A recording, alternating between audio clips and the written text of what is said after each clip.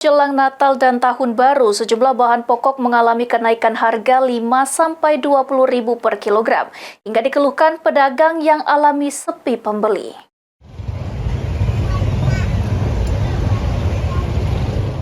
Harga bahan pokok di Kabupaten Ogan Komering Ulu seperti telur, bawang merah, dan putih, serta cabai mengalami kenaikan jelang Natal dan Tahun Baru.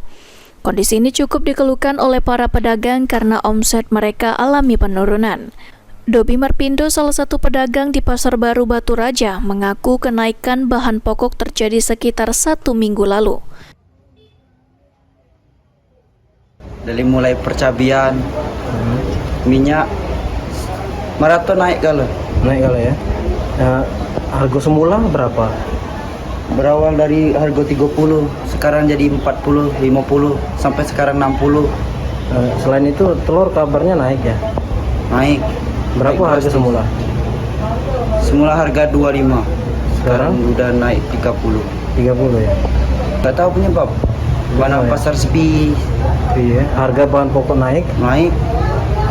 Pembeli sepi. Pembelian sepi.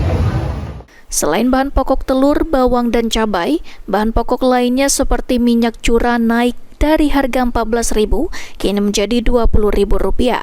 Pedagang mengaku harga tersebut naik mulai 1 bulan yang lalu. Meski beberapa bahan pokok mengalami lonjakan harga, namun harga beras masih stabil di angka Rp13.000 per kilogramnya. Ari Prani, Kapal TV.